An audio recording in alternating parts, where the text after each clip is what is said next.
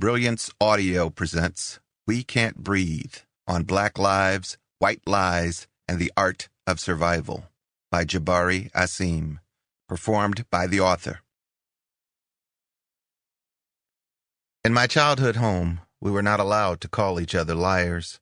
It fueled my father's indignation.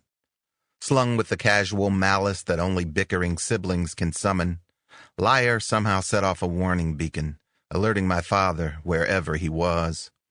A schoolteacher with a reputation for discipline, he wasn't remotely as stern as my friends imagined. But proper speech was an area he patrolled with diligence, and his radar was remarkably sensitive. Lazy enunciation, insults, and vulgarities were the blunders most likely to set him off. Once, in the middle of an argument, I told my brother to drop dead. My father's admonishment was calmly but pointedly delivered, and even now my ears burn at the memory of it. His catalog of deplorable lingo was expansive and, to our considerable confusion, unpredictable. Words that hardly raised other parents' eyebrows could quickly draw his ire. Words like butt, funk, and especially, inexplicably, liar. No such codes existed beyond our front yard, and the streets presented delectable opportunities to mix it up with the neighborhood kids. We gave as well as we got, diving into the exchange of insults and threats like stragglers in the desert, plunging into a sparkling oasis. If we caught someone making an assertion without evidence to back it up, we unleashed our vernacular and let the culprit have it. The local dialect turned "you're a liar" into "you a lie," a contraction I found irresistible despite my father's prohibitions. I appreciated the way it transformed a person into the very thing they were accused of.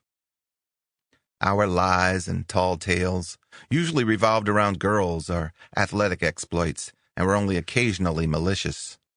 They were light-hearted fabrications inspired and shaped by the stories we heard at the feet of our fathers, in barbershops and on front porches, at barbecues and ball games. For black people in the 1960s, even less welcomed as full-fledged members of society than we are today, yarn spinning presented a rare American ritual in which we could freely participate. Other venerable traditions like burning our neighbors alive, casting a ballot, or taking communion alongside white Christians had long been denied us. But lying? Now that was an equal opportunity activity.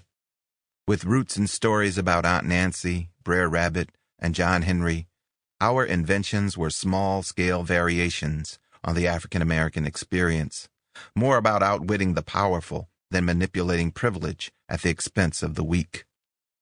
Our bluster was closer in style to Troy Maxson recalling his tussles with death and fences than, say, Thomas Jefferson arguing in Notes on the State of Virginia that orangutans find black women sexy. Those differences aside, what could be more American than pretending truths were self-evident when they seldom were?